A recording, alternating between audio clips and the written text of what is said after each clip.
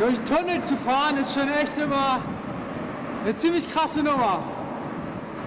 Man steht auf jeden Fall echt gut unter Adrenalin.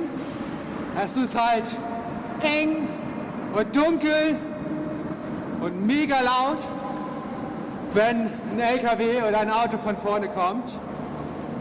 Dementsprechend durchaus auch ein bisschen beängstigend. Also man steht auf jeden Fall echt, man ist richtig angespannt, man steht voll unter Adrenalin. Fährt halt auch irgendwie mega schnell, bestimmt 30% schneller oder so als sonst.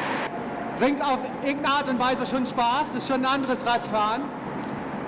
Aber dann hast du halt manchmal irgendwelche Idioten da. In diesem Fall zum Beispiel chinesische LKW-Fahrer.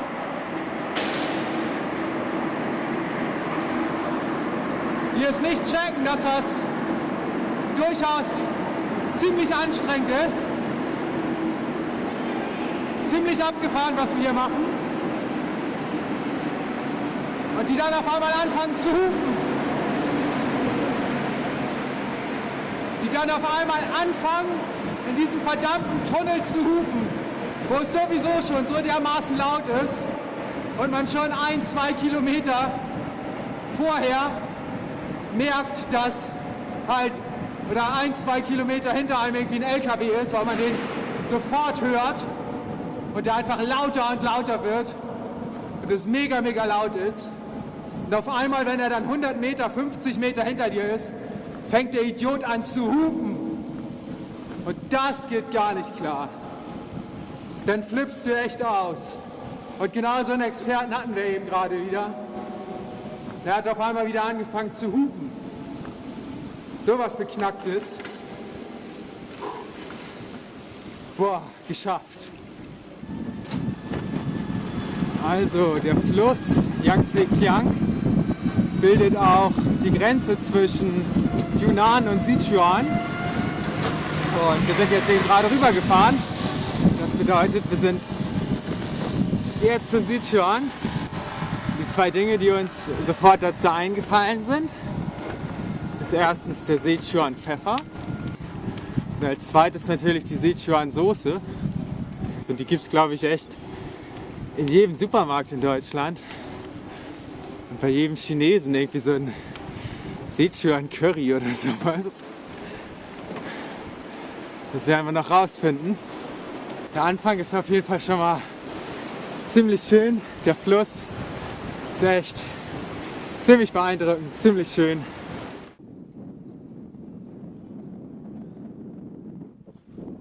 Gut, geschafft. Da sind wir und wir machen erstmal eine Pause gleich. Sind jetzt irgendwie durch, keine Ahnung, 5, 6, 7 Tunnel oder so gefahren. 20 Kilometer Tunnel gemacht. So viel auf jeden Fall und halt die ganze Zeit Vollgas gegeben. Ich habe es ja vorhin erklärt. Juhu, geschafft.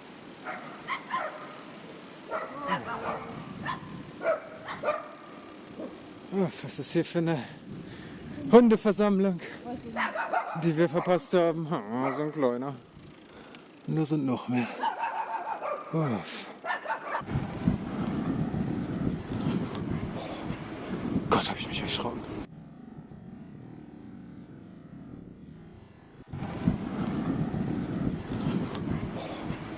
Gott, habe ich mich erschrocken. Boah, diese Hunde hier überall. Boah.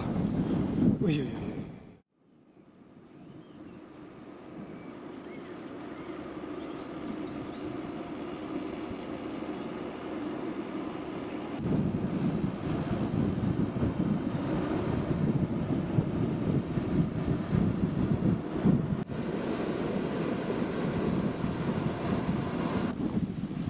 Wir befinden uns jetzt in einem riesigen Bambuswald. Es ist alles nur Bambus und auch dafür ist Sichuan natürlich bekannt, nämlich für die Panda-Bären, die sich vom Bambus ernähren. Und also ich glaube, es ist sogar Sichuan ist die einzige Region der Welt, wo es, glaube ich, noch Panda-Bären gibt, oder? Wo ist ich nicht, aber lass uns heute Panda-Bären suchen. Absolut. Ich glaube, ein ganz paar wilde Panda-Bären gibt es noch, aber wirklich nicht mehr viele, glaube ich. Wirklich nicht mehr viele. Aber wenn, dann leben die irgendwo hier in diesen riesigen Bambuswäldern.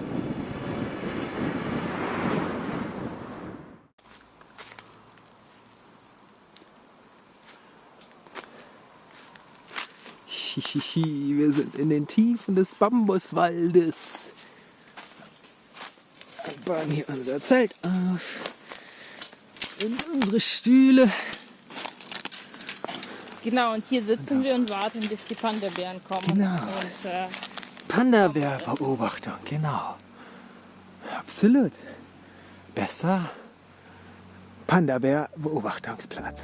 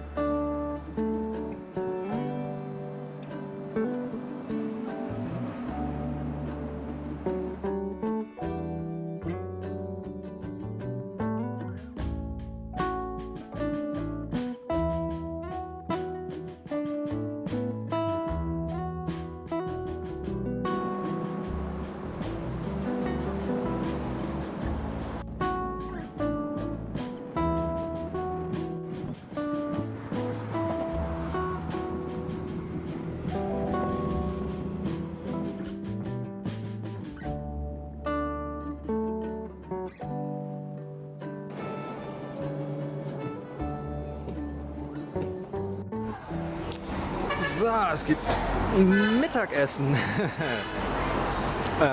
Wow, ziemlich gut. Erstmal einen fetten Bottich Reis, wie sich das gehört. Dann so eine Brühe mit Tofu und Chinakohl. Dann Grünzeug mit Chilis oder Paprikas. Noch so einen eingelegten Rettich und so ein Dip oder sowas mit Knoblauch, Frühlingszwiebeln, Chili, Sojasauce. genau, für den Tofu. Und ein Tee. Mahlzeit. Sehr gut. 我说你们去好远没？我听不懂，我听不懂。我听不懂，我爸都听不懂。 Ich glaube, für Don heißt das, weil ich das nicht verstehe. Vielleicht. Das haben die anderen doch auch gesagt. Ja, also,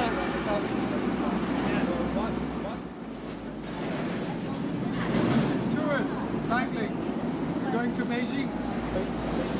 Beijing, how much is that?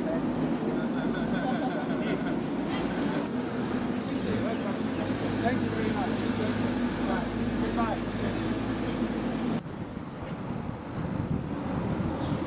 Wir haben es geschafft. Wir sind in Leshan angekommen. Wir müssen noch irgendwie 3 oder 4 Kilometer, glaube ich, fahren. Dann kommen wir bei unserem Couchsurfing-Host an. Wir haben die Adresse bekommen. Glauben auch, dass wir sie gefunden haben, aber ja, wir müssen wahrscheinlich trotzdem ein bisschen suchen.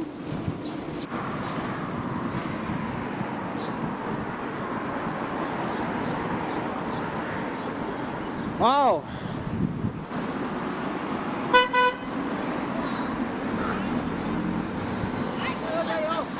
Ni hao!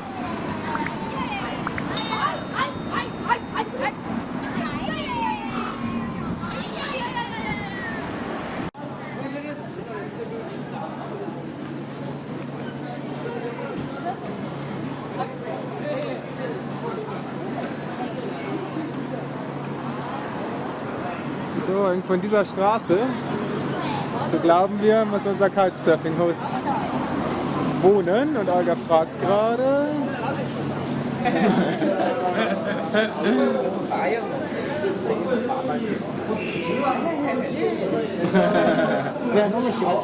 vielleicht kannst du das übersetzen mit dem Video. You order something for us? Gut, wir sind mit unserem Host unterwegs. Lian. Ziemlich netter Bursche. Spricht ein bisschen Englisch. Aber wir können uns ganz gut mit ihm verständigen. Jetzt sind wir unterwegs und essen erstmal was. Mal gucken, was er uns bestellt. Wir haben angekündigt, dass wir vegan unterwegs sind. Bin gespannt.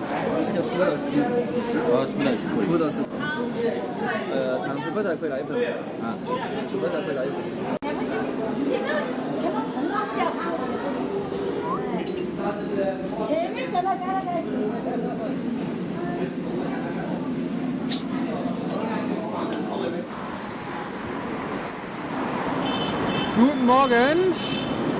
Wir sind wieder unterwegs. Wir haben eine Nacht bei Lian geschlafen und haben gestern und heute Morgen nette und witzige Zeit mit ihm gemeinsam verbracht. Ja, wie die meisten Chinesen war er so ein bisschen schüchtern, wollte jetzt nicht unbedingt vor der Kamera viel erzählen. Aber er hat selber auch eine große Fahrradreise gemacht durch China. Er ist ein halbes Jahr mit seinem Fahrrad durch China gefahren. Ja, Kommunikation war ganz okay. Er hat ein bisschen Englisch gesprochen schon. War aber auch da immer ein bisschen schüchtern, selber zu sprechen. Meistens haben wir quasi auf Englisch langsam gesprochen, was er dann auch eigentlich immer verstanden hat. Um dann selber zu kommunizieren, hat er dann aber immer den Translator benutzt, sodass wir dann quasi seine Antworten immer gelesen haben. Jetzt fahren wir wieder ein kleines Stückchen zurück zum großen Buddha von Leshan. Den schauen wir uns jetzt an. Und danach geht es weiter Richtung Norden nach Chengdu. Und hier müssen wir rein. Ausfahrt verpasst.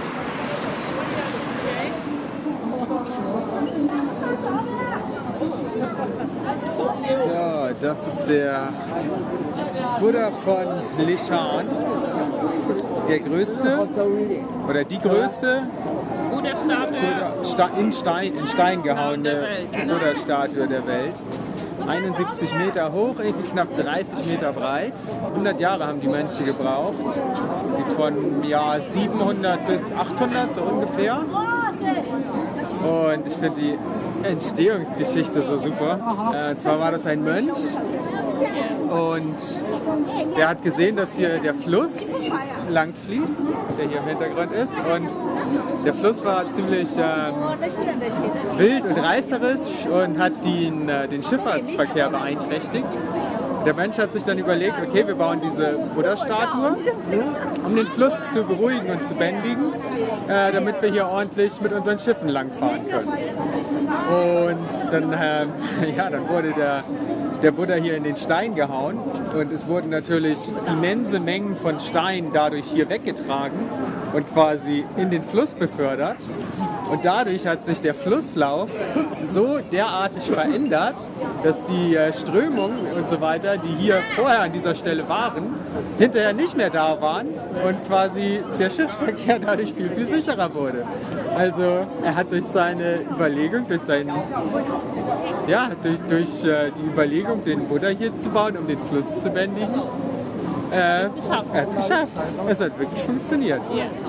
Irgendwie echt toll. So steht es zumindest bei Wikipedia. Ich finde das genial.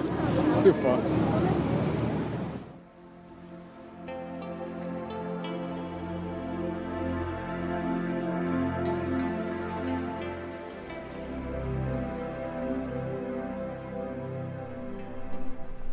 Jetzt eine kurze Unterbrechung. Und ein riesengroßes Dankeschön an alle unsere Unterstützer auf Patreon und vor allem auch an alle unsere neuen Mitglieder auf unserem Kanal. Ab jetzt ist es möglich, Kanalmitglied zu werden. Das ist im Endeffekt nichts anderes als Patreon. Es gibt die gleichen Vorteile, nur läuft das Ganze direkt über YouTube. Unter dem Video findest du direkt einen Button, Mitglied werden. Check das mal aus. Vielen Dank an alle, die uns auf beiden Plattformen unterstützen. Und jetzt zurück zum Video. Viel Spaß. Viel Spaß. Wow. So eine kleine und ruhige Straße sind wir in China noch nie gefahren. Es ist voll schön hier. Singen eine kleine Straße, die mich hilft, die nach Chengdu oder quasi die ersten paar Kilometer uns dahin bringt. Ja. Schön. Ja, durch Zufall irgendwie. Ganz nice, absolut. Durch ein paar kleine Dörfer, durch ein paar Bambuswälder. Ziemlich gut.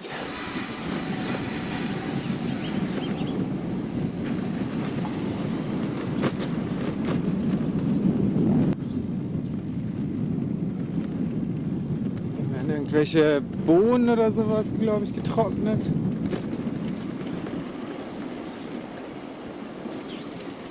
Überall nach wie vor der Bambus. Und hier ist wieder der Fluss. Wie hieß der? Ma oder Ming oder so? Ma?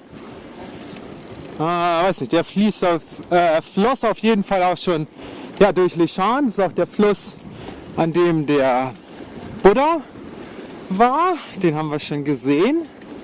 Und der fließt auch durch Chengdu. Ja, also wir folgen dem Fluss eigentlich mehr oder weniger so, fast die ganze Zeit bis nach Chengdu.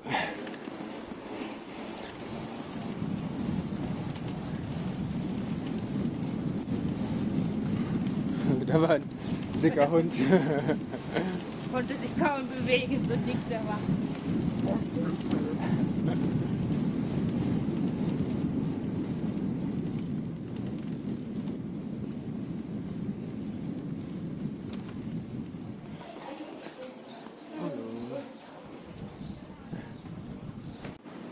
Sieht so aus, als wenn er hinten das aufklappen kann. Ja, ja, der kann mit Sicherheit fliegen. Ja, genau. Wow, jetzt fliegt er.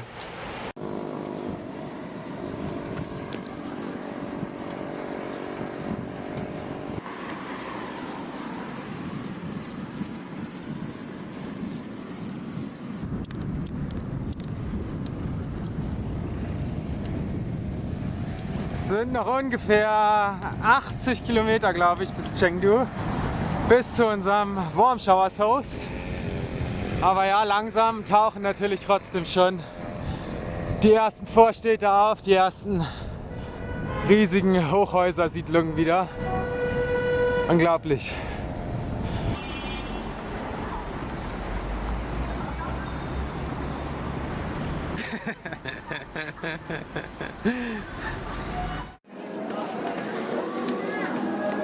Wir sind in Chengdu City Center. Wir sind gestern sehr gut angekommen bei unserem Warm Showers Host, bei Justin. Wir waren gestern richtig lecker essen. Wir waren in einem veganen Restaurant, wir hatten leider die Kamera nicht dabei. Es gab einen Hotpot. Ja, so eine vegane Hotpot. Mit allen möglichen unterschiedlichen Gemüsegeschichten und Pilzen, Tofu, Seitan, alles, das volle Programm. Richtig lecker. Er arbeitet beim Flughafen und hat jetzt gerade eine 24-Stunden-Arbeitsschicht vor sich. Das heißt, wir haben den ganzen Tag jetzt für uns und wir gucken uns ein bisschen die Stadt an. Wir sind jetzt am Tifuan Square. Das ist so ziemlich das Stadtzentrum. Wow.